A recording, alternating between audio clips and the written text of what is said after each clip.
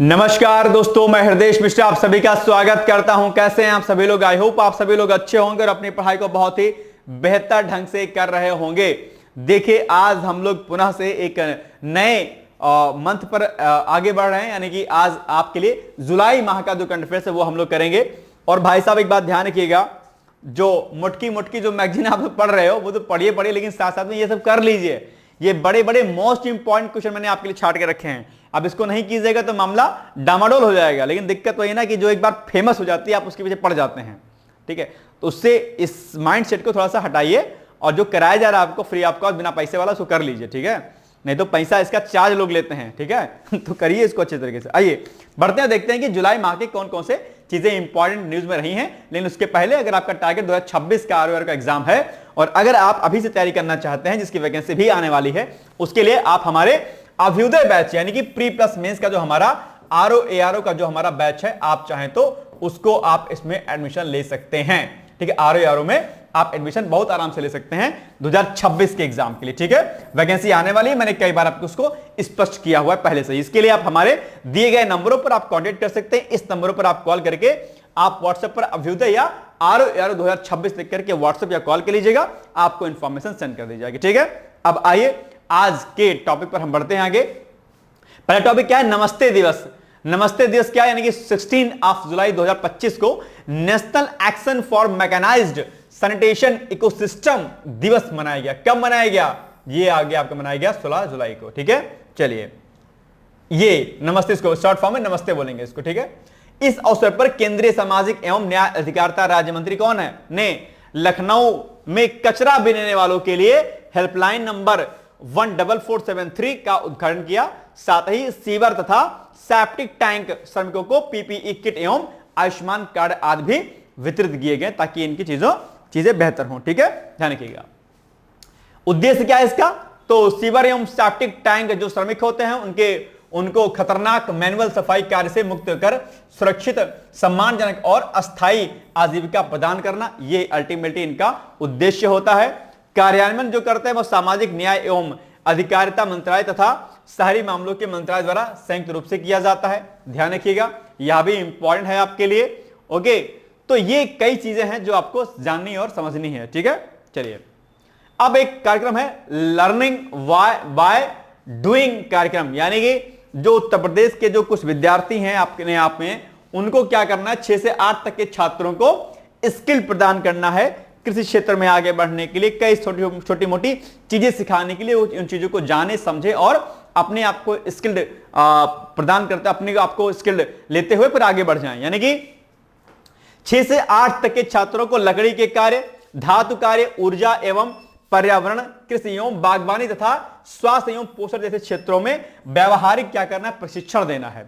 जब ये प्रशिक्षित हो जाएंगे तो निश्चित तौर पर उस फील्ड में वो आगे जा सकते हैं और जो एक आर्थिक समस्या उनके सामने आती है वो समस्या क्या रहेगी, दूर हो जाएगी। इसके पायलट चरण में दरअसल 15 जिलों के 60 स्कूलों में 5937 छात्रों को इसमें प्रशिक्षित किया गया। इससे विद्यार्थियों की उपस्थिति और सहभागिता में भी वृद्धि दर्ज की गई है। ये एक अच्छी बात है। हालांकि इसे अभी पायलट प्रोजेक्ट के रूप में रखा गया, यानी कि पायलट प्रोजेक्ट वो प्रोजेक्ट होते हैं जो कि कुछ टाइम के लिए टेस्ट करने के लिए रखे जाते हैं कि क्या ये प्रोजेक्ट सक्सेस है कि नहीं सक्सेस है। तो अगर आप इन आंकड़ों पर देखेंगे इनको, तो निश्चित तौर पर इसमें उनकी जो विद्यार्थियों की जो उपस्थिति रही है वो बढ़ी है। ऐसे में इस प्रोग्राम को आगे के अदर जिलों में भी इसको लागू किया जा सकेगा आगे, ठीक है। चलिए,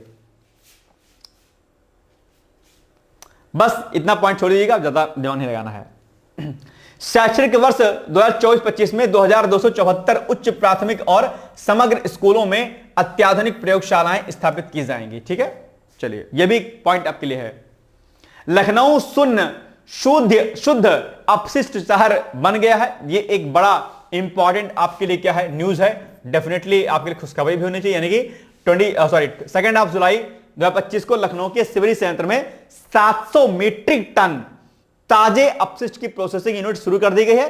शहर ने प्रतिदिन उत्पन्न होने वाले शहर से 2000 मीट्रिक टन अपशिष्ट को वैज्ञानिक तरीके से प्रोसेस कर शून्य अपशिष्ट शहर यानी कि जीरो वेस्ट सिटी के रूप में दर्जा जो है प्राप्त कर लिया कि भैया हमारे यहां पर दरअसल क्या होता है, कोई भी हमारे यहां पर वेस्ट अब नहीं निकलता है और कोई वेस्ट अगर नहीं निकलता है तो इसका मतलब यह हो गया कि यह सिटी क्या हो गई, शून्य अपशिष्ट शहर के रूप में हमने इसको घोषित कर दिया। संभवतः आप मेरी इस बात को समझ पाएंगे कि जीरो वेस्ट जो होता है अपने आप में उसको जो है खत्म करना कितना जो है इंपॉर्टेंट हो जाता है। कई बार क्या करते हैं लोग, कूड़ा जो है उठा करके अपने डस्टबिन में भरते रहेंगे और फेंकेंगे नहीं। भाई साहब ऐसा नहीं करना है। कूड़ा अगर आपके घर में निकले तो उसको फेंकने का प्रयास करना चाहिए। कई बार उसको डस्टबिन में मतलब रखे रहते हैं। इतने आलसी प्रवृत्ति के लोग होते हैं, खासकर स्टूडेंट जो प्रयागराज में जो रहते हैं अपने आप में जो वो करते हैं। कई बार माला पहने रहेंगे, कंठी पहने रहेंगे, लेकिन जो है सब कुछ बड़ा धार्मिक रहेंगे अपने आप में, एकदम बढ़िया पूजा उजा करते रहेंगे, लेकिन बगल में कूड़ा रखा रहेगा फेंकेंगे नहीं। ये नहीं करना चाहिए। स्टूडेंट भी बड़ा जो है मजेदार होता है, उसको भी इस बातों का ध्यान रखना चाहिए कि अपनी सफाई अपनी चीजों को ध्यान रखना चाहिए। हालांकि घर की महिलाएं भी कई बार जो है पुरुष भी कई बार आलसी हो जाते हैं, लेकिन ये सब बातें ध्यान रखनी चाहिए कि अपशिष्ट जो होता है घर का आपका जो वेस्ट होता है उसको बाहर जो है फेंकना चाहिए ना। और जो गाड़ी आपकी आती है अलग अलग कूड़ा, गीला कूड़ा, सूखा कचरा या कोई नॉन बायोडिग्रेडेबल प्रोडक्ट है तो उसको अलग अलग चीजों को रखना चाहिए और उसको जो है देना चाहिए ताकि उसकी रिसाइकलिंग हो सके प्रॉपर तरीके से। ठीक है, तो शून्य अपशिष्ट शहर का दर्जा भी हाल ही में रखने को मिल गया है। चलिए आगे बढ़ते हैं हम लोग। अब तक जो है 12.86 लाख मीट्रिक टन पुराने अपशिष्ट को दरअसल आरडीएफ जैव मृदा और निर्माण ग्रिड मलबे में संशोधित कर दिया गया है और इसमें आरंभ इसका 2 अक्टूबर 2014 को पेयजल एवं स्वच्छता मंत्रालय तथा आवास एवं शहरी मंत्रालय के तहत की गई थी। ठीक है, तो यह भी पॉइंट आपके लिए याद रखना है। लखनऊ जीवाश्म पार्क यूनेस्को की संभावित जो है विश्व धरोहर सूची में शामिल हो गया है। यानी कि आप देखिएगा तो 30 जून 2025 को उत्तर प्रदेश के सोनभद्र में स्थित सलखन जीवाश्म पार्क को यूनेस्को की विश्व धरोहर स्थलों की संभावित सूची में शामिल कर लिया गया है। यह भी आपके लिए है इंपॉर्टेंट। और सलखन गांव सोनभद्र जिला कैमूर वन्यजीव अभयारण्य से सटे कैमूर रेंज में 25 हेक्टेयर में विस्तृत है अपने आप में। चलिए, पार्क में स्टेमेटोलाइट्स लगभग 1.4 अरब वर्ष पुराने हैं जो साइनोबैक्टीरिया द्वारा निर्मित होते हैं और ऑक्सीजन प्रकाश संश्लेषण के प्रथम प्रमाण माने जाते हैं। ये जो स्टेमेटोलाइट्स होते हैं इनके बारे में क्या पता है आपको कि नहीं पता है? ये बेसिकली क्या होते हैं, साइनोबैक्टीरिया के द्वारा। किसके द्वारा? ये सामान्य तौर पर आप देखेंगे साइनोबैक्टीरिया, जो साइनोबैक्टीरिया होते हैं साइनोबैक्टीरिया के द्वारा विकसित होते हैं। एक प्रकार के चट्टान होते हैं जो इन्हीं के द्वारा जो है बनाए जाते हैं। ये बहुत पुराने हैं और इससे एक बात ये नजर आती है कि ऑक्सीजन यानी कि फोटोसिंथेसिस करने वाले जो बैक्टीरिया आते थे उनका उद्भव बहुत पहले पृथ्वी पर हो चुका था।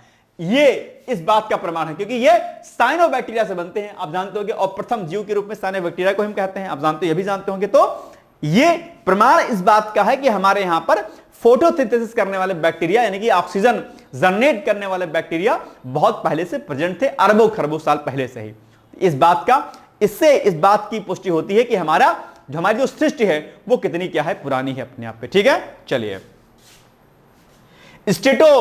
स्टेमेटोलाइट्स प्राचीन साइनोबैक्टीरिया द्वारा निर्मित स्तरित औषधि संरचना यानी कि सेडिमेंट्री रॉक्स होती है अपने आप में, वो होती हैं, संरचना होती है, स्ट्रक्चर होती हैं जो पृथ्वी पर जीवन की उत्पत्ति और वायुमंडलीय ऑक्सीकरण की प्रक्रिया को दर्शाती हैं कि भैया पृथ्वी पर जीवन कब से शुरू हो गया था और ऑक्सीकरण, वायुमंडलीय जो ऑक्सीकरण की प्रक्रिया वो कब से स्टार्ट हुई थी। ठीक है, चलिए नेक्स्ट है, भारत के सबसे स्वच्छ शहरों में अहमदाबाद शीर्ष पर अभी हाल ही में आया हुआ है। यानी कि 17 जुलाई 2025 को भारत सरकार के वार्षिक स्वच्छ सर्वेक्षण या स्वच्छता सर्वेक्षण 2024-25 के तहत अहमदाबाद देश का सबसे स्वच्छ बड़ा शहर घोषित हुआ। स्वच्छ बड़ा शहर, ध्यान रखिएगा।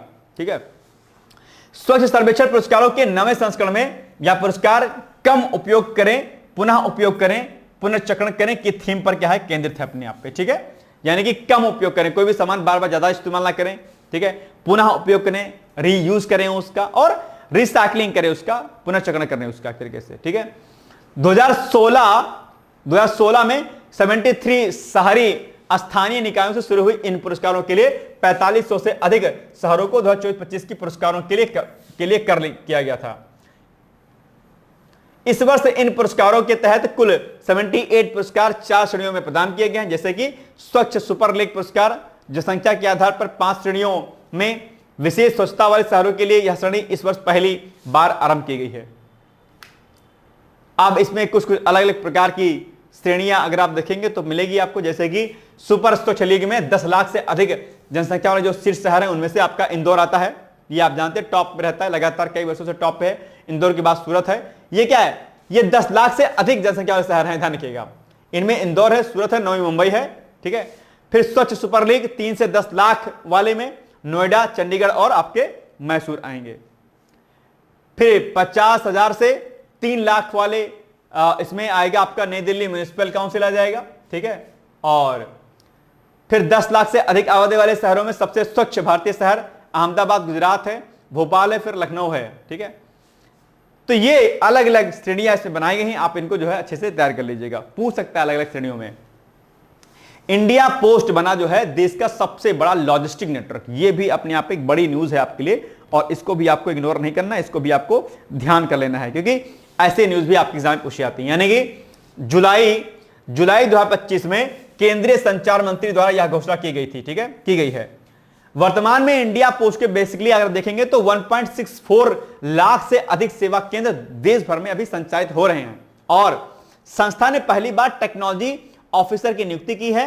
पोस्टमैन को हैंड हेल्ड डिवाइस दिए गए हैं, जिससे हर लेन देन के रियल टाइम डिजिटल ट्रैकिंग संभव हो पाई है। तो ये एक बड़ी चीजें हैं। यह विभाग लघु बचत योजनाएं, डाक जीवन बीमा, डायरेक्ट बेनिफिट ट्रांसफर और ई कॉमर्स लॉजिस्टिक सेवाएं प्रदान करता है। तो ये एक बड़ी चीजें हैं जो कि आपको फायदेमंद करने वाली हैं, और इंडिया पोस्ट वैसे भी अपने आप एक बड़ा क्षेत्र है इसका। आईसीएमआर अध्ययन के अंतर्गत दक्षिण भारत में एचआईवी भाइता चिंताजनक, यानी कि अभी एड्स के मामले वहां पर देखे जा रहे हैं। और आप जानते होंगे एड्स है, एड्स जानते नहीं जानते हैं, AIDS, इस पर बचपन में आपने खूब एड्स जो है ऐसे लिखा होगा, एक्वायर्ड इम्यूनो डिफिशियंसी सिंड्रोम बोलते हैं, और इसके वायरस का क्या नाम है, एचआईवी वायरस है ना, एचआईवी।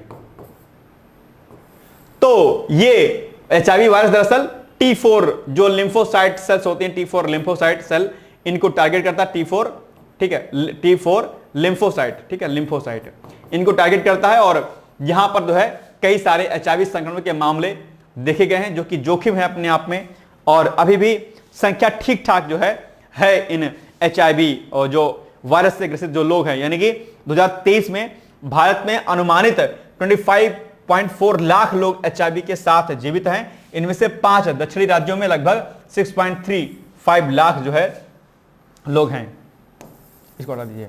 आप जानते होंगे कि जो एचआईवी जो वायरस होता है वो क्या होता है, हमारे इम्यून सिस्टम को वीक करता है। जैसे एड्स जो एचआईवी वायरस होता है उससे कोई नहीं मरता है, उस वायरस से क्या होता है कि हमारा जो इम्यून सिस्टम है वो वीक हो जाता है, बहुत कमजोर हो जाता है, और उससे जो है हम एक्सपायर हो जाते हैं। ये बात ध्यान रखिएगा, ठीक है, ये एक समस्या है अपने आप में। चलिए, सर्वाधिक एचआईवी भाइता वाले जो राज्य हैं, यानी कहां कहां पर एचआईवी के मामले में ज्यादा है, तो नंबर 1 पर कर्नाटका है, यहां पर 2.8 लाख लोग एचआईवी से पीड़ित हैं। तमिलनाडु में 1.69 लाख, तेलंगाना में 1.58 लाख, और उपरोक्त तीनों राज्य देश के कुल एचआईवी बोझ का लगभग 24%, यानी कि जितना केस आप देख पा रहे होंगे उनमें से ये जो है क्या करते हैं, 24% जो है इनका योगदान इस पूरे उसमें है, ठीक है। एचआईवी संक्रमण एक वायरस है जो शरीर की प्रतिरक्षा प्रणाली को क्या करता है, कमजोर करता है, यानी कि हमारे इम्यून सिस्टम को क्या करता है, वीक करता है। इसीलिए आप अपने इम्यून सिस्टम को स्ट्रांग करने के लिए खूब खाइए पीजिए अच्छे तरीके से। वैसे भी एड्स है आपको या नहीं है, डजंट मैटर, ठीक है। और संक्रमण किसके कई सारे तरीके होते हैं एचआईवी वायरस के, आप जानते होंगे। अगर इन्फेक्टेड, अगर सिरिंज है, इंजेक्शन आप लगवाते हैं, ब्लड अगर आपका वो है एचआईवी वाला है तो, और जो क्या कहते हैं, जो सेक्सुअल जो चीजें होती हैं, रिलेशनशिप होता है, उसमें भी जो है चीजें फैल जाती हैं इस तरीके से। इसीलिए सिक्योरिटी का इस्तेमाल मस्ट हो जाता है अपने आप में, और कई सारी चीजें आप जानते समझते होंगे इसके लिए, है ना। चलिए, एक चीज और, एक प्रोफेसर थे हमारे साउथ के थे, मुझे याद आ रहा, नाम नहीं याद आ रहा, सिद्धार्थ, प्रोफेसर सिद्धार्थ या क्या थे, जो एक नॉर्मल तौर पर जो सामान लिप किस करते हैं लोग, कई बार डेटा में एक बार, अभी तो एक प्रॉपर इस पर रिसर्च तो नहीं हो पाई, लेकिन हाँ कहा जा रहा है कि जो स्लाइवा होती है, क्योंकि एड्स वायरस जो होता है वो बेसिकली लिक्विड फॉर्म में ज्यादा फैलता है। जैसे आप जब सेक्सुअल रिलेशन में होते हैं तो सिंपल सी बात है कि लिक्विड जो चीजें होती हैं उससे, स्पर्म से चीजें फैलती हैं बहुत ज्यादा, और इसके अलावा ब्लड हो गया आपका, लिक्विड है अपने आप में। स्लाइवा जो आपका जब लिप किस करते हैं, स्लाइवा का जो है एक तरीके से ट्रांसफॉर्मेशन होता है अपने आप में, तो वो भी उससे भी अगर आप HIV से पीड़ित है और आप किसी को लिप किस करते हैं तो भी एक अपने आप पे इसका एक जो है कारण बन सकता है। हालांकि इस पर प्रॉपर अभी रिसर्च हुई नहीं उतनी लेवल की, लेकिन कहा जा रहा है। एक प्रोफेसर हमारे थे साउथ के, उन्होंने भी बात बताई थी मुझे बहुत पहले 2014 में, जब MSc में हम लोग थे, है ना, तब की बात है। MSc फर्स्ट ईयर में था शायद मैं उस टाइम, नहीं 2013 वाला की बात है, मतलब जब की बात है, ध्यान नहीं आ रहा मुझे एग्जैक्टली। तो ये समस्या है अपने आप में एक बड़ी। तो ये इन्फेक्शन के कई सारे तरीके होते हैं, इसलिए हमें हमेशा बचाव करके चलना चाहिए। तो ठीक है, ध्यान रखिएगा इस बातों का। चलिए, राष्ट्रीय सहकारिता नीति 2025, तो 24 जुलाई 2025 को नई दिल्ली में केंद्रीय गृह एवं सहकारिता मंत्री अमित शाह द्वारा शुभारंभ इसका किया गया था। सहकारिता मंत्री हैं कौन? गृह मंत्री, ध्यान रखिएगा। अच्छा, सहकारिता मंत्रालय की स्थापना किस वर्ष की गई थी? मैंने बहुत बार पूछा प्रश्न, और अगर आप में से कोई नए विद्यार्थी होंगे तो आप बताइएगा कि सहकारिता मंत्रालय की स्थापना किस वर्ष की गई थी। ठीक है, राष्ट्रीय सहकारिता नीति भारत के सहकारी क्षेत्र के लिए दीर्घकालिक रणनीतिक खाका है, जिसका मूल उद्देश्य स्थानीय स्तर पर भागीदारी के साथ आर्थिक, सामाजिक और तकनीकी नवाचार को क्या करना है? बढ़ावा देना है। तो यह पॉइंट भी आपको ध्यान रखना है। 2002 में लागू नीति के बाद वैश्वीकरण और तकनीकी परिवर्तनों के चलते 2025 की नीति में जमीनी स्तर पर भागीदारी, व्यापक हितधारक संवाद और भविष्य उन्मुख दृष्टिकोण को अपनाया गया है। तो ये अल्टीमेटली जो हमारा लक्ष्य है 2027 में विकसित भारत का, उसमें जो है इसका एक बड़ा योगदान देखने को मिलेगा आगे। चलिए, बस छोड़ दीजिए, इसके बाद कोई इंपॉर्टेंट नहीं है। भारत के उपराष्ट्रपति जगदीप धनखड़ जी का इस्तीफा, आपने सुना ही होगा इसको, है ना। कई सारी चीजें जो है इसमें रही हैं। हालांकि स्वास्थ्य जो कारण है उन्होंने बताया था, ठीक है, कि भैया स्वास्थ्य कारणों की वजह से वो इस्तीफा दे रहे हैं। क्रमागत रूप से 14वें उपराष्ट्रपति जगदीप धनखड़ ने 21 जुलाई 2025 को अपने पद से इस्तीफा जो दे दिया है। उन्होंने राष्ट्रपति द्रौपदी मुर्मू को अपना इस्तीफा सौंपा, ठीक है। और जगदीप धनखड़ आप जानते होंगे कि 2022 में भारत के 14वें उपराष्ट्रपति निर्वाचित हुए थे। अब ये पॉइंट आपके लिए इंपॉर्टेंट हो जाता है, ठीक है। और बाकी आप लोग डिटेल्स में एक बार उपराष्ट्रपति के बारे में पढ़ लीजिएगा कि उनकी नियुक्ति किस आर्टिकल से होती है, उनका कार्यकाल कितने वर्षों का होता है, उनको कैसे हटाया जा सकता है, वो अपना इस्तीफा किसको देते हैं, उनके वेतन और भत्ते आदि कहां से आते हैं। ये कई सारी इंफॉर्मेशन आपको पता होनी चाहिए, ठीक है। चलिए, और मजेदार बात यह है कि वे इस पद पर रहते हुए इस्तीफा देने वाले तीसरे ऐसे उपराष्ट्रपति जो है बन गए हैं। उनसे पहले वीवी गिरी और आर वेंकट रमन ने भी राष्ट्रपति चुनाव लड़ने के लिए पद छोड़ दिया था। मतलब कि राष्ट्रपति चुनाव उनको लड़ना था, इसलिए उन्होंने इस पद को छोड़ दिया था। कृष्णकांत भारत के एकमात्र ऐसे उपराष्ट्रपति हैं जिनके मृत्यु पद पर रहते हुए हुई थी, यानी कि वो अपने कार्यकाल में ही उनका देहांत हो गया। तो ये एक अलग प्रकार, ये सब फैक्ट आपके पूछ सकता है एग्जाम में, ध्यान रखिएगा, ठीक है। संविधान का जो आर्टिकल 65 है, तो आर्टिकल 65 और 69 के तहत देश में नया उपराष्ट्रपति नियुक्त होने तक संबंधित प्रक्रिया एवं कार्य को राष्ट्रपति द्वारा संभाला जाएगा। तो ये उसके बाद फिर नियुक्ति हो जाती है। अभी वर्तमान उपराष्ट्रपति कौन है जानते हैं क्या आप लोग? ऐसा है क्या कुछ? बताइएगा मुझे जरा। भारत लोकतंत्र संतुष्टि में विश्व में दूसरे स्थान पर, प्यू रिसर्च एक अभी आई हुई है, क्या लोकतंत्र संतुष्टि में। वैसे अभी आजकल हल्ला बड़ा चलता है, संविधान पर खतरा है, लोकतंत्र गिर रहा है, लोकतंत्र डाउन, डेमोक्रेसी डाउन हो गई है। एक बड़ा है ना सिनेरियो विकसित किया गया, कुछ साल पहले विकसित किया गया था, असहिष्णुता है देश में, इंटॉलरेंस है, नहीं सुना होगा आपने। 2000 कब की बात है? 2014 की बात है, समझता जो 14-15 की बात है, नहीं 16 की बात है शायद, 15-16 की, जब नई नई शायद सरकार बनी थी, आई थिंक तब की बात है कि एक बड़ा जो है मीडिया और बड़ा फिल्मी जो जगत है अपने आप में, बॉलीवुड जिसको हम लोग कहते हैं, जिसके पीछे हम पगलाए रहते हैं, उस बॉलीवुड ने कहा कि इंटॉलरेंस है, I am not secure in India, I am not safe in India.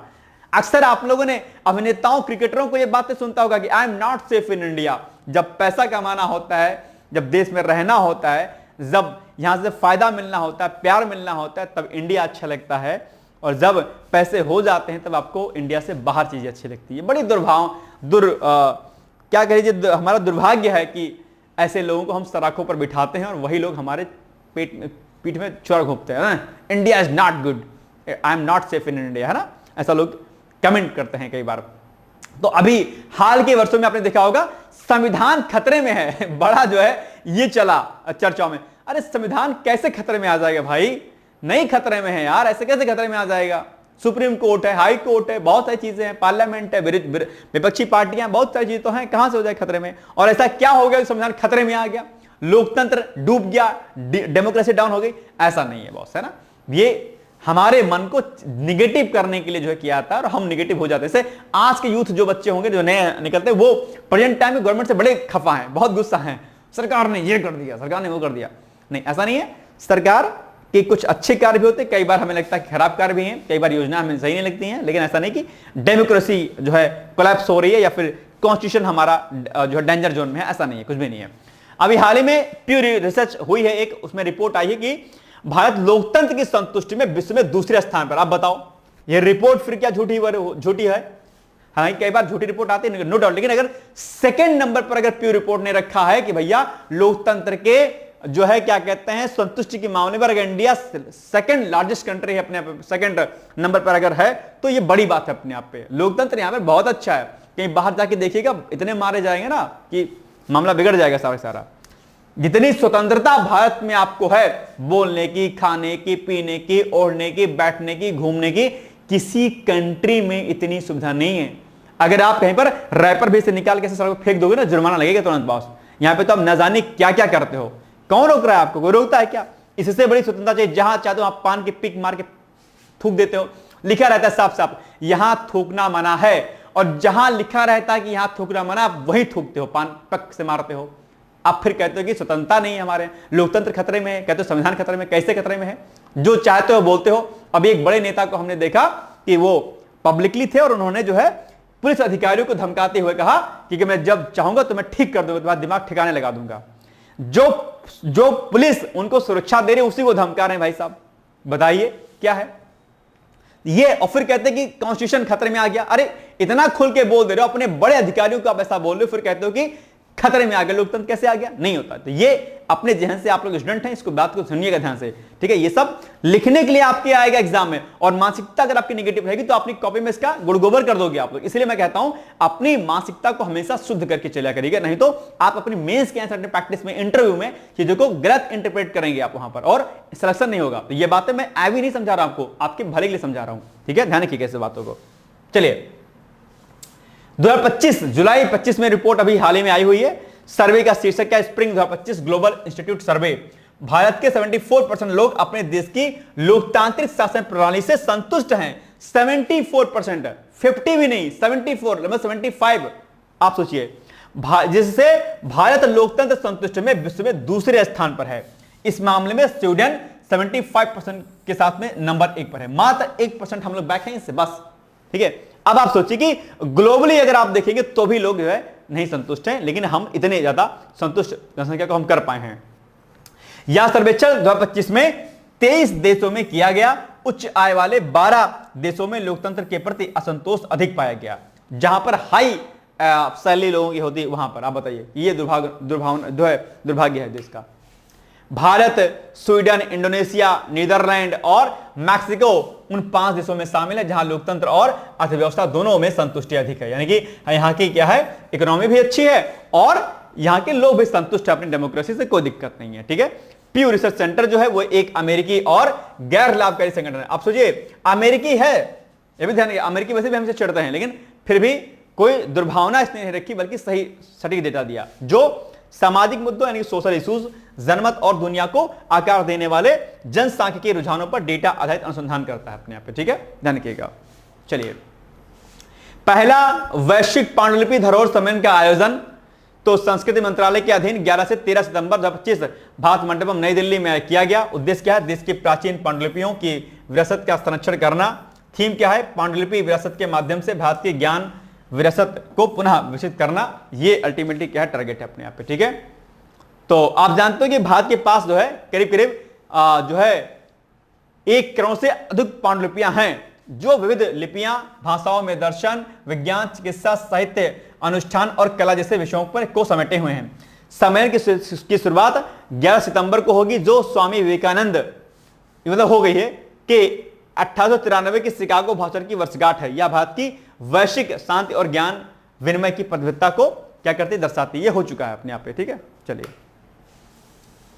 Bharat UK आर्थिक व्यापार समझौता चर्चाओं में रहा है अभी हाल ही में, यानी कि 24 जुलाई 2025 को ब्रिटेन के चेकर्स स्टेट में, कहां पर, चेकर्स स्टेट में प्रधानमंत्री नरेंद्र मोदी और ब्रिटिश प्रधानमंत्री केयर स्टारमर की उपस्थिति में भारत और यूनाइटेड किंगडम के बीच व्यापक आर्थिक व्यापार समझौते पर हस्ताक्षर किए गए हैं। आप जानते होंगे कि भारत यूके के मध्य में जो व्यापारिक समझौता है बहुत मजबूत है और विगत कुछ वर्षों में अगर आप नोटिस करेंगे तो इनके बीच में जो व्यापारिक जो समझौते हुए हैं और जो आयात निर्यात हुआ बहुत तेजी से साथ बढ़ा है अपने आप में, ठीक है। और इसी में एक पॉइंट आप जानते हो कि सिंगापुर एफडीआई के मामले में आगे है। एफडीआई हमारे वहां से सिंगापुर से बहुत ज्यादा आता है, ये प्रश्न भी आपसे एग्जाम में पूछ सकता है, तो इसको भी ध्यान रखिएगा। चलिए, सबसे बड़ा व्यापारिक साझेदार कौन सा देश है, क्या आप बता पाएंगे मुझे? ये कमेंट करके जरा मुझे बताइएगा कि इस समय भारत का सबसे बड़ा जो व्यापारिक साझेदार देश है वो कौन सा देश है। आप चाहें तो कमेंट करके मुझे बता सकते हैं, ठीक है। चलिए, भारत के एमएसएमई उत्पाद जूते, आभूषण, समुद्री खाद्य और इंजीनियरिंग वस्तुओं पर यूके में शुल्क कटौती, ब्रिटेन के मेडिकल डिवाइस और एरोस्पेस उत्पादों पर भारत में शुल्क कमी मुख्य समझौते रहे हैं अपने आप में, ठीक है। इसके अलावा यह समझौता ब्रेक्जिट के बाद यूके का सबसे बड़ा व्यापार समझौता है और भारत द्वारा किसी देश के साथ किया गया सबसे उदार समझौता बताया गया है, जिससे द्विपक्षीय व्यापार और रोजगार में वृद्धि संभावनाएं बढ़ी हुई हैं अपने आप में। यह भी पॉइंट ध्यान रखिएगा। इस दौरान पूर्व रोड मैप 2030 को विस्तारित कर विजन 2035 में परिवर्तित किया गया। इसके प्रमुख स्तंभ रोजगार और व्यापार, प्रौद्योगिकी और नवाचार, जलवायु कार्रवाई, रक्षा और रणनीतिक सुरक्षा रहे हैं अपने आप में, ठीक है। तो ये कुछ पॉइंट्स हैं जो आपको ध्यान रखने हैं। यह भारत का 16वां और सबसे बड़ा, सबसे व्यापक व्यापार समझौता है, जिसका उद्देश्य क्या है, द्विपक्षीय व्यापार को $56 बिलियन से $112 बिलियन तक लगभग दोगुना करने का लक्ष्य रखा गया इसमें, ठीक है, ध्यान रखिएगा।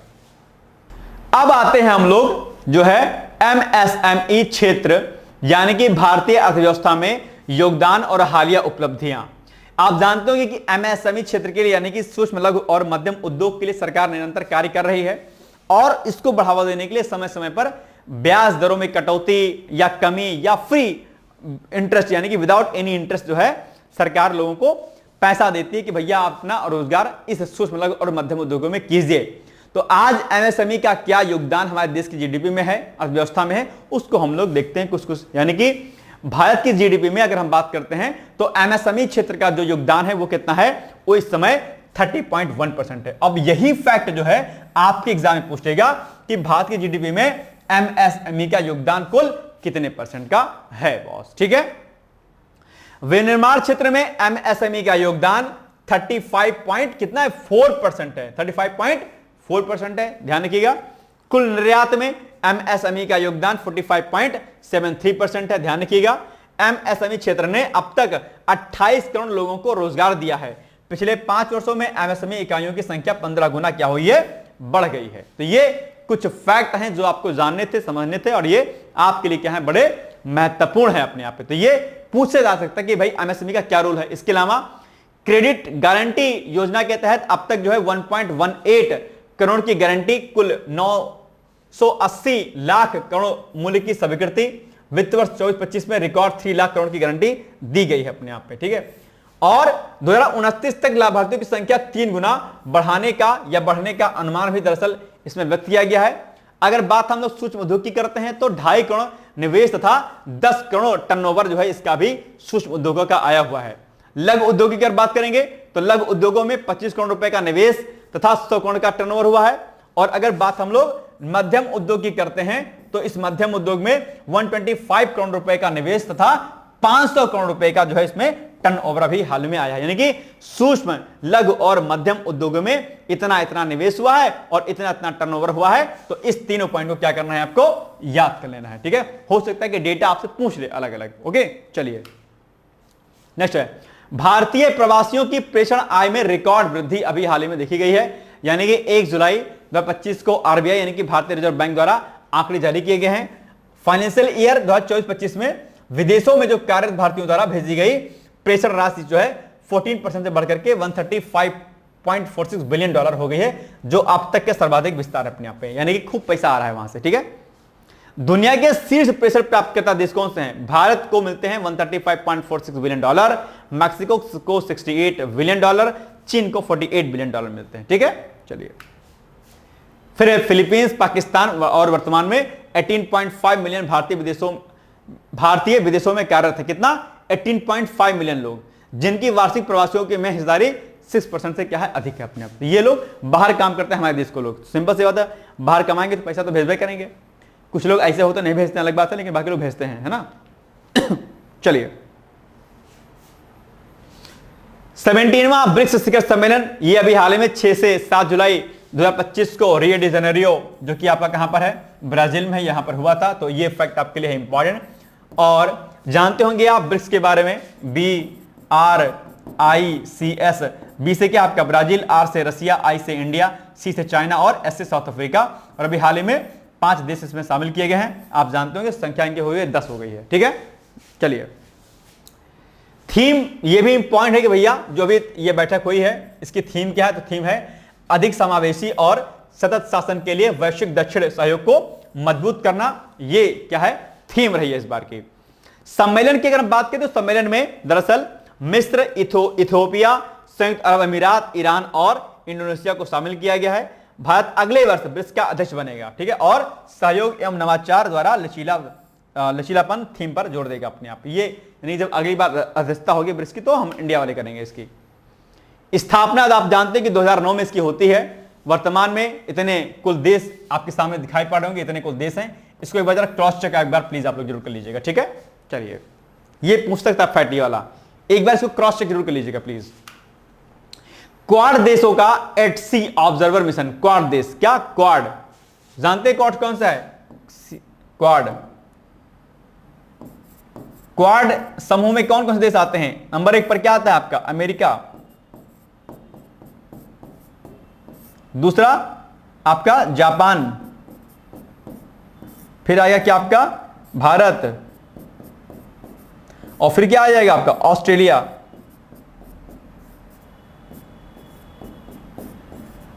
ऑस्ट्रेलिया आएगा।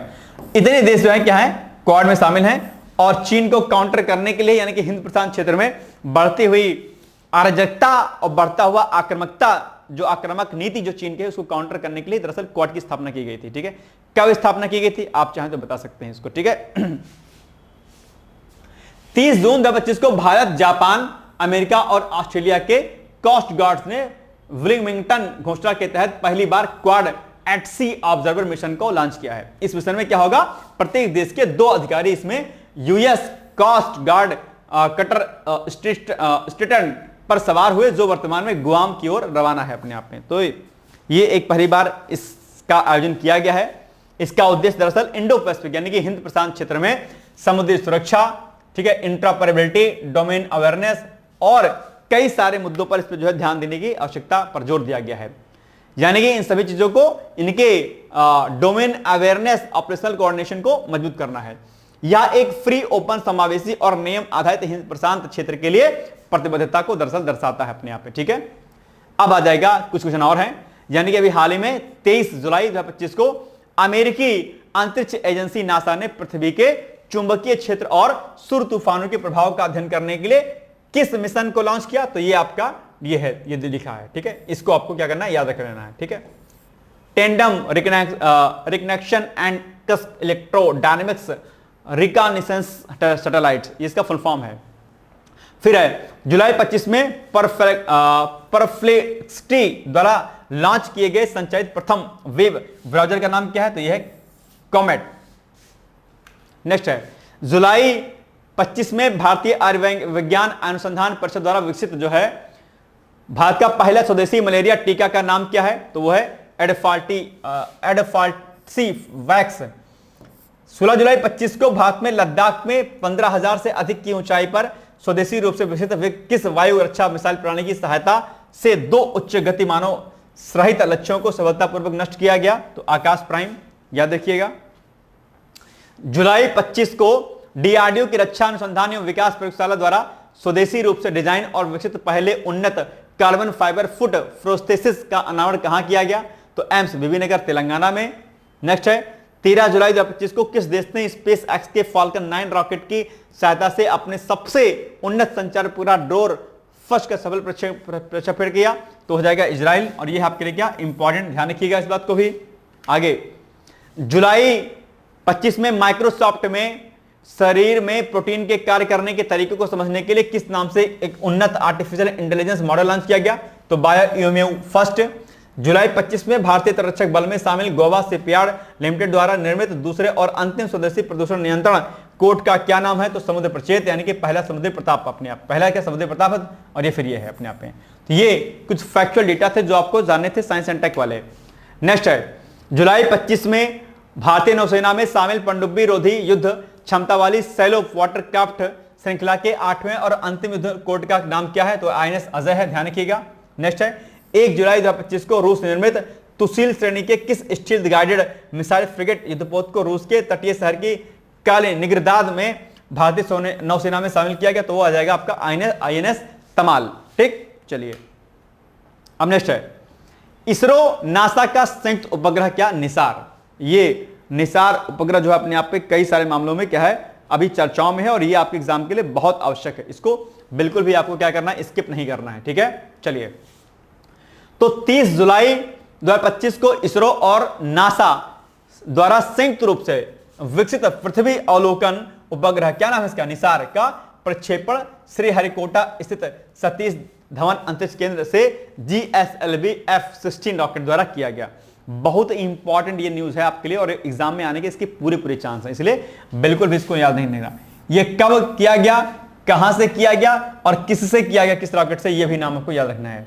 निसार एक क्या है? द्विआवृत सिंथेटिक ऑब्जर्वर रडार उपग्रह, जिसमें नासा का L बैंड और इसरो का S बैंड शामिल है, जो 12 मीटर के अनफेरेबल मैश रिफ्लेक्टर एंटेना से लैस है।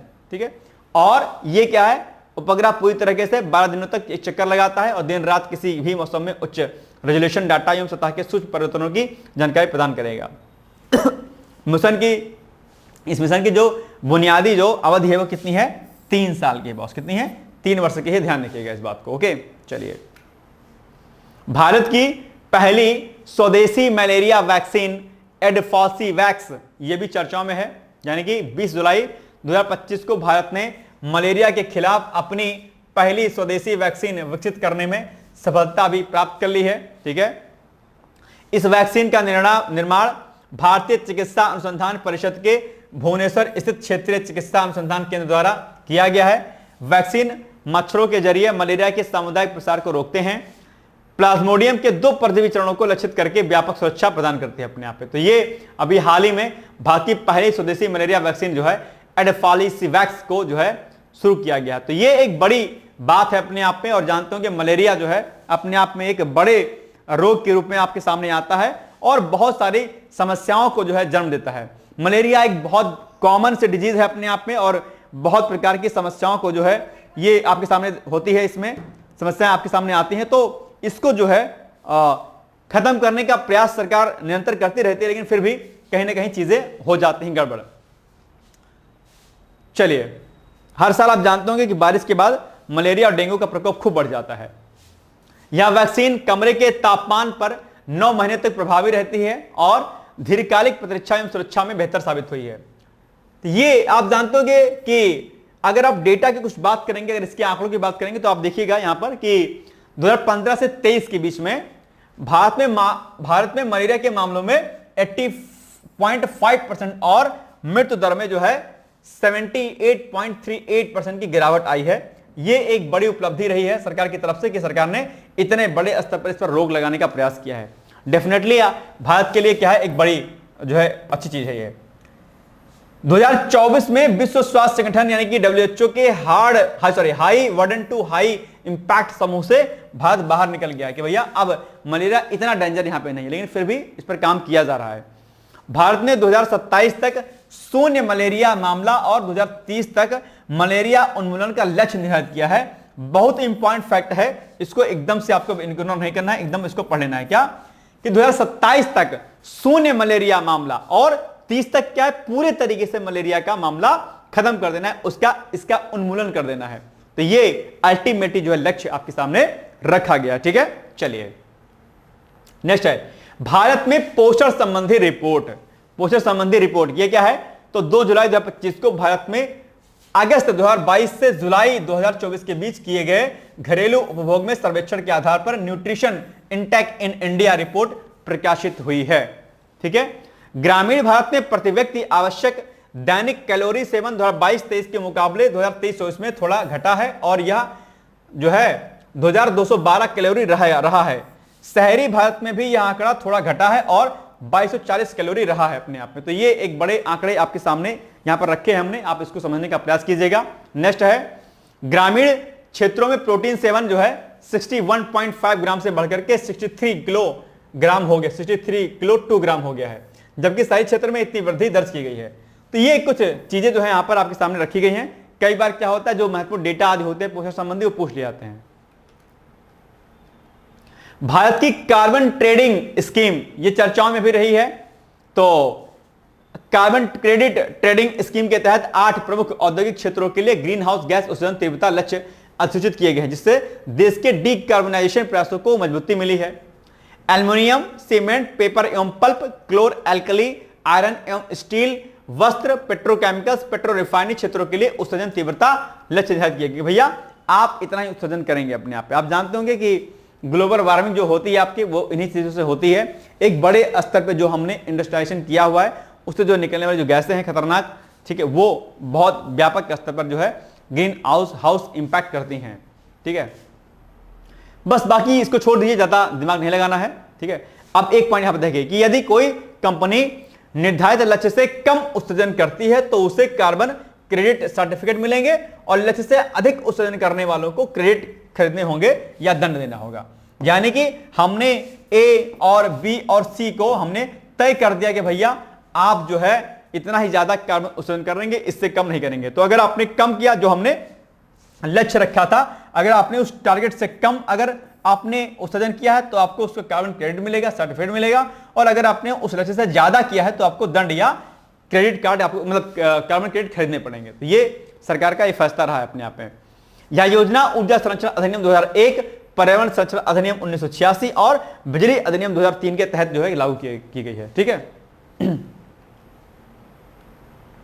इसमें ब्यूरो ऑफ एनर्जी इफिशिएंसी इसकी प्रमुख कार्यान्वयन एजेंसी है। ठीक है, बस भारत का लक्ष्य क्या है? 2030 तक जीडीपी की उत्सर्जन तीव्रता में 2005 के मुकाबले 50% की कमी लाना है। तो ये कुछ टारगेट रखे गए हैं अपने आप में। चलिए, प्रबंधन प्रभावशीलता मूल्यांकन 2020-25 रिपोर्ट, ये क्या है? तो 2 जुलाई 2025 को पर्यावरण, वन और जलवायु परिवर्तन मंत्रालय 2020-25 की अवधि के लिए जो है ये रिपोर्ट जारी की गई है।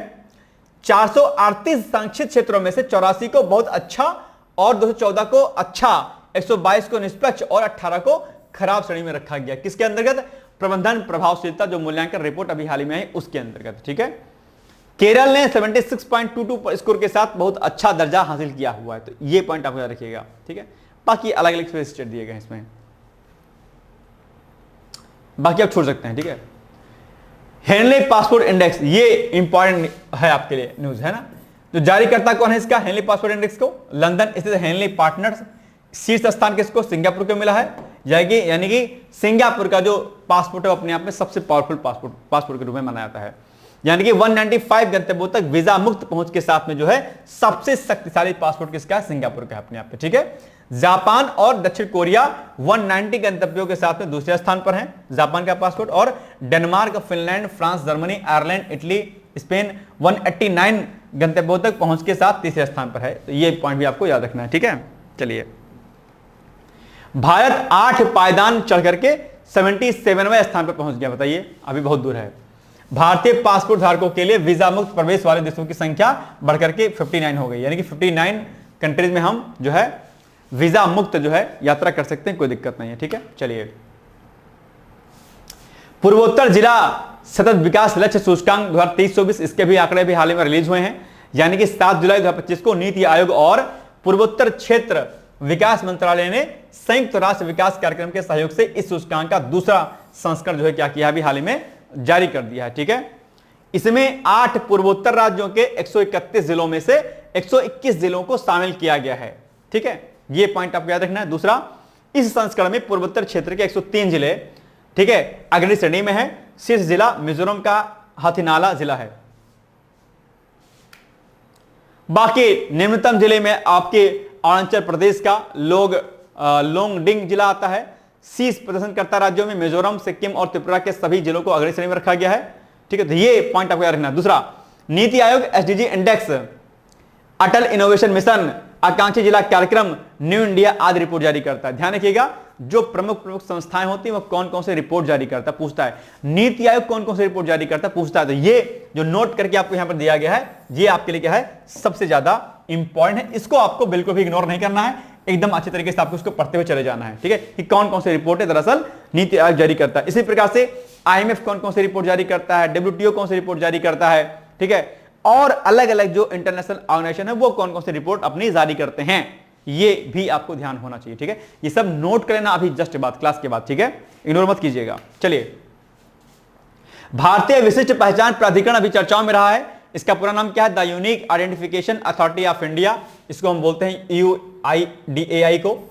स्थापना इसकी होती है 28 जनवरी 2009 को योजना आयोग के तहत, मतलब तो ये तो नीति आयोग बन गया है, पहले योजना आयोग था, प्लानिंग कमीशन था। कानूनी दर्जा इसको आधार अधिनियम 2016 के तहत वैधानिक प्राधिकरण बनाया गया है। इसका उद्देश्य क्या है, 12 अंकों की एक विशिष्ट पहचान संख्या प्रत्येक निवासी को प्रदान करना, आप जानते होंगे इसको। मुख्यालय इसका नई दिल्ली में है। मंत्रालय इलेक्ट्रॉनिक और सूचना प्रौद्योगिकी मंत्रालय के अंतर्गत जो है ये आया है, अभी चर्चाओं में रहा है इसलिए इसको रखा गया है, ठीक है। QS best student cities ranking अभी जारी की गई है 26 को लेकर के। जारी करता कौन है इसका जारी करता है लंदन स्थित वैश्विक उच्च शिक्षा विश्लेषक संस्था क्वाक्वेरेली साइमंड्स, ठीक है। यह रैंकिंग अंतरराष्ट्रीय एवं घरेलू छात्रों को ऐसे शहरों के चयन में मार्गदर्शन करती है जो गुणवत्तापूर्ण शिक्षा, बेहतर कैरियर संभावनाएं तथा उच्च जीवन गुणवत्ता उपलब्ध कराते हैं, ठीक है, ताकि बच्चे को दिक्कत ना हो, समझ सके कि हमें किस शहर में किस यूनिवर्सिटी में एडमिशन लेना है।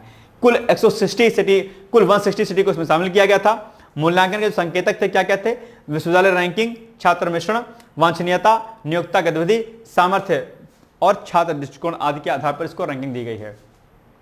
शीर्ष 3 जो वैश्विक शहर हैं उसमें कौन कौन सा आएगा, सियोल एक आएगा, दक्षिण कोरिया का है, टोक्यो जापान का है, लंदन यूके का है। रैंकिंग में शामिल शीर्ष भारतीय शहर कौन कौन से हैं, मुंबई 98वें स्थान पर है, नई दिल्ली आपका 104वें स्थान पर है और बेंगलुरु आपका 108वें स्थान पर आता है। यानी कि इन सिटीज को आप भी अपने रैंक के अकॉर्डिंग चूज कर सकते हैं वैश्विक लेवल पर।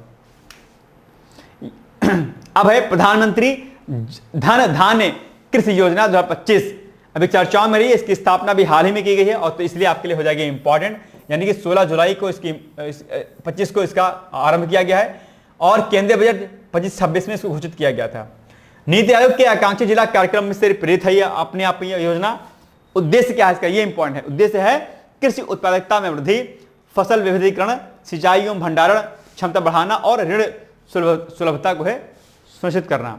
लक्षित जिले जो इसमें आएंगे, यह योजना विशेष रूप से निम्न उत्पादकता, फसलों की कम बुआई वाले, औसत से कम ऋण उपलब्धता वाले 100 जिलों को लक्षित करती है ये योजना। तो ये नई योजना है भी अपने आप में, प्रधानमंत्री धन धान्य कृषि योजना, यानी कि कृषि जो हमारी हो धन धान्य से क्या हो, परिपूर्ण हो अपने आप में, है ना। इसलिए 6 वर्षों की अवधि के लिए इसको लॉन्च किया गया है। 25-26 से आरंभ हो गया है। वार्षिक परिव्यय जो इसका हो गया 24,000 करोड़ रुपए होगा। देश भर के लगभग 1.7 करोड़ किसानों को प्रत्यक्ष रूप से इसमें इसका लाभ मिलेगा, ठीक है। केंद्रीय कृषि एवं किसान कल्याण मंत्रालय राज्यों के सहयोग से इसका क्रियान्वयन करेगा। तो ये हो जाएगा आपके लिए इंपॉर्टेंट। यह कार्यक्रम दरअसल 11 केंद्रीय मंत्रालयों की 36 योजनाओं को एकीकृत करता है अपने आप पे, ठीक है। चलिए, ADEETIE योजना ये क्या है, आइए इसको देखते हैं। तो 15 जुलाई 2025 को हरियाणा के पानीपत से केंद्रीय ऊर्जा और आवास एवं शहरी कार्य मंत्री मनोहर लाल खट्टर ने इसका शुभारंभ किया है। पूरा नाम क्या है, ये देखो लिखा है, ठीक है, assistance in developing energy efficient technologies in industries establishment, ये क्या है इसका फुल फॉर्म है, ठीक है। इस योजना के तहत सूक्ष्म एवं लघु उद्योगों के लिए 5% और मध्यम उद्योगों के लिए 3%, यानी कि सूक्ष्म और लघु के लिए कितना है 5 और मध्यम उद्योगों के लिए 3% ब्याज अनुदान प्रदान किया जाएगा। बजटीय जो परिव्यय है वो 1000 करोड़ रुपए का है। इसमें कार्यान्वयन जो एजेंसी है वो कौन सी है, विद्युत मंत्रालय के अधीन ऊर्जा दक्षता ब्यूरो इसमें कार्यान्वयन एजेंसी है, ठीक है। यह देखिएगा, भारत ने अभी हासिल किया है 50% गैर जीवाश्म ऊर्जा का लक्ष्य। यह भी एक बड़ी उपलब्धि अपने आप पर रही है। आप जानते हो कि सरकार नवीकरणीय ऊर्जा स्रोतों पर खूब फोकस कर रही है और इसी का नतीजा है कि हमने अल्टीमेटली जो है 50% गैर जीवाश्म ऊर्जा का लक्ष्य जो है हासिल कर लिया है। यानी कि नवीन एवं नवीकरणीय ऊर्जा मंत्रालय के अनुसार भारत की कुल स्थापित विद्युत क्षमता 484.82 गीगावाट तक पहुंच गई है। इनमें से 50.08% अर्थात 243 गीगावाट विद्युत क्षमता का उत्पादन गैर जीवाश्म स्रोतों से किया गया है। ओके, भारत ने पेरिस समझौते के अंतर्गत राष्ट्रीय स्तर पर निर्धारित योगदान के तहत 2030 तक कुल विद्युत उत्पादन क्षमता 50% गैर जीवाश्म ईंधन पर आधारित रखने का लक्ष्य रखा था, जिसे भारत ने लक्ष्य से 5 वर्ष पहले ही प्राप्त कर लिया है। तो ये पॉइंट भी आपको विशेष तौर पर क्या करना है, याद करना है, ठीक है ना। चलिए, वर्तमान नवीकरणीय ऊर्जा जो क्षमता है इस समय वो है 38.8%, जबकि तापीय जो हमारी विद्युत ऊर्जा है वो कितना है 49.92%। ठीक, याद रखिएगा। अब ये छोटा सा एडवर्टाइजमेंट आपके लिए कि अगर आपका टारगेट अगर 2023 का मेंस का एग्जाम होगा, प्री अगर निकल गया होगा तो इस बार तो आप हमारे मेंस वाले बैच में एडमिशन ले सकते हैं। इसमें आपके आंसर टाइम प्रैक्टिस होगी, मैगजीन, निबंध, हिंदी सब कुछ कराया जाएगा, कॉपी चेक होगी, आपको फीडबैक दिया जाएगा और आपकी प्रॉपर फुल एंड टेस्ट भी होंगे। ठीक है, प्रॉपर मेंटरशिप गाइडेंस सब कुछ दिया जाएगा अल्टीमेटली। तो इसके लिए आप हमारे कॉन्टेक्ट नंबर इन पर जो यहां पर मेंशन है आप इस पे मेंस लिख करके आप हमें भेज सकते हैं। ठीक है, चलिए, भारत में 5 वर्ष से कम आयु के बच्चों की मृत्यु दर में 78% की गिरावट अभी हाल ही में दर्ज की गई है। तो ये भी न्यूज अभी रही है और बड़ी अच्छी बात है अपने आप में कि इस प्रकार, और ये यूएन कहता है, यूनाइटेड नेशन का डेटा है अपने आप में, यानी कि 28 जून 2025 को संयुक्त राष्ट्र एजेंसी समूह द्वारा यह रिपोर्ट जारी की गई और इसके अनुसार भारत में 5 वर्ष से कम आयु के बच्चों की मृत्यु दर में 1990 से 2023 तक 78% की गिरावट आई हुई है, जो वैश्विक औसत गिरावट 61% से अधिक है। यह भी एक बड़ी सफलता है। आप जानते होंगे कि मातृ मृत्यु दर और जो बाल मृत्यु दर है दोनों में गिरावट जो है आई है। पहले दोनों जच्चा और बच्चा दोनों की जान को जोखिम खूब हुआ करता था, अब नहीं होता ऐसा। प्राजक्ता कोली, प्रसिद्ध यूट्यूबर, अभिनेता और कार्यकर्ता प्राजक्ता कोली को टाइम पत्रिका की पहली टाइम 100 क्रिएटर सूची में शामिल किया गया है। वह इस सूची में स्थान पाने वाली इकलौती भारतीय हैं, ध्यान रखिएगा। ठीक है, चलिए, तेगवीर सिंह जब चर्चाओं में रहे हैं तो पंजाब के रोपड़ जिले के 6 वर्ष 9 महीने 4 दिन के तेगवीर सिंह ने यूरोप की सबसे ऊंची चोटी माउंट एल्ब्रस, जो कि 18,510 फीट ऊंची है, पर सफलतापूर्वक चढ़ाई कर दुनिया के सबसे कम उम्र के पर्वतारोही बनने का रिकॉर्ड उन्होंने तोड़ दिया है। तो ये नाम याद रखिएगा, इंपॉर्टेंट है आपके लिए। 20 जून को चढ़ाई शुरू की थी और 28 जून को 2025 को उन्होंने शिखर पर पहुंच गए वो। ठीक है, तो तेग बहादुर सिंह का नाम आपको याद रखना है, तेगवीर सिंह। आस्था पूनिया सबसे चर्चाओं में रही हैं, इसको मैंने कई बार बताया भी आपको कि अभी हाल ही में सब लेफ्टिनेंट आस्था पूनिया ने भारतीय नौसेना की पहली महिला फाइटर पायलट बनकर इतिहास रच दिया है। वह MiG-29 के या नवल राफेल जैसे फाइटर जेट को एयरक्राफ्ट कैरियर से उड़ा सकती हैं। सोचिए एक महिला कहां से कहां पहुंच गई, और आप लोग अभी भी इंस्टा खेल रहे हो, रील बना रहे हो। नहीं होगा इससे कुछ कार्य भाई साहब, इसको मत करिए आप लोग, है ना। जीवन में आगे बढ़ने का प्रयास कीजिए, वहां पर चीजें बेहतर होंगी आपके लिए। ठीक है, चलिए, हरियाणा गोवा में राज्यपाल एवं लद्दाख में उपराज्यपाल की नियुक्ति हुई है। हरियाणा के राज्यपाल असीम घोष, गोवा के राज्यपाल अशोक गजपति राजू, लद्दाख के उपराज्यपाल कविंदर गुप्पू। ठीक है, और यूलिया स्विरिडेंको चर्चाओं में रही, अभी हाल ही में यूक्रेन की नई पीएम बनी है। ठीक है, विपुल एम पंचोली चर्चाओं में थे, ये पटना उच्च न्यायालय के 45वें मुख्य न्यायाधीश बने हैं। राज्यपाल आरिफ मोहम्मद खान ने इनको शपथ दिलाई है। ठीक है, फौजा सिंह अभी थे, तो दुनिया के सबसे बुजुर्ग मैराथन धावक के रूप में प्रसिद्ध फौजा सिंह का 114 वर्ष की आयु में 14 जुलाई को जो है इनका एक सड़क दुर्घटना में इनका निधन हो गया है। बताइए, इतने साल तक जी लिए बेचारे और सड़क दुर्घटना में मारे गए। सोचिए क्या समस्या है बड़ी, बताइए। उनका जन्म 1911 में पंजाब के जालंधर में हुआ था भाई साहब। ठीक है, चलिए, WSIS 2025 चैंपियन अवार्ड चर्चाओं में रहा है अभी। तो भारत के ई गवर्नेंस मोबाइल ऐप मेरी पंचायत को इस अवार्ड से सम्मानित किया गया है। यह सम्मान जेनेवा स्विट्जरलैंड में प्रदान किया गया है। तो ये एक बड़ी बात है अपने आप में। ठीक है, चलिए, संयुक्त राष्ट्र जनसंख्या पुरस्कार अभी चर्चाओं में यह भी रहा है। तो दलित महिला विकास मंडल के संस्थापक वर्षा देशपांडे को 2025 का संयुक्त राष्ट्र जनसंख्या पुरस्कार व्यक्तिगत श्रेणी में प्रदान किया गया है। उन्होंने पिछले 35 वर्षों में लैंगिक हिंसा, भेदभाव और महिला अधिकारों के क्षेत्र में अनुकरणीय कार्य किया है, इसीलिए जो है इनको पुरस्कार दिया गया है।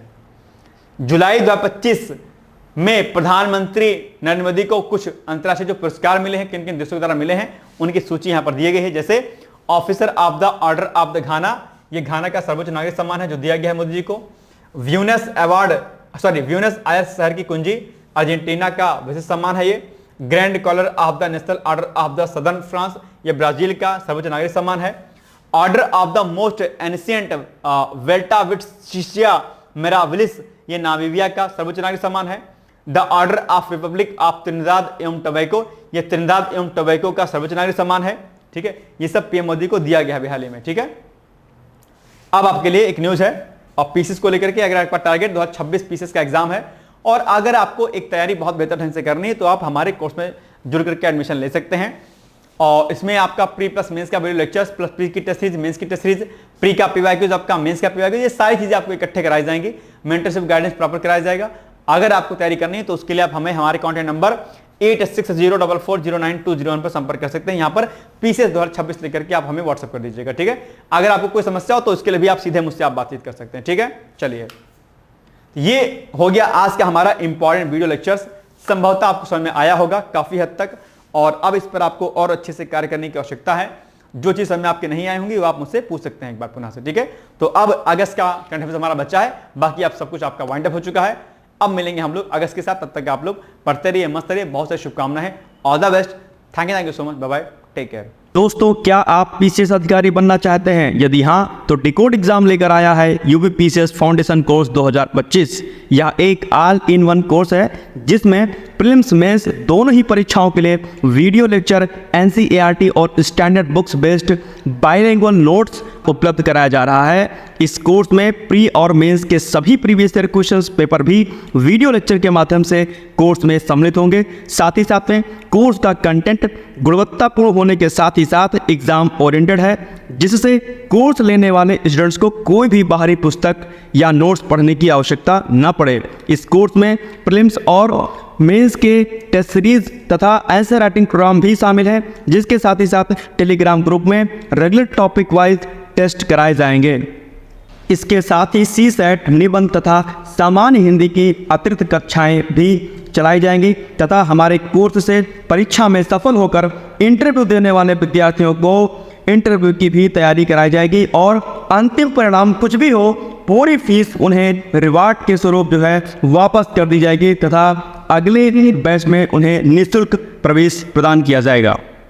उल्लेखनीय है कि डिकोड एग्जाम एक संस्थान के रूप में 5 वर्ष के अपने सफल कार्यकाल में अब तक 55 से अधिक विद्यार्थियों को विभिन्न परीक्षाओं में अंतिम सफलता दिलाने में अपना सफल योगदान दे चुका है।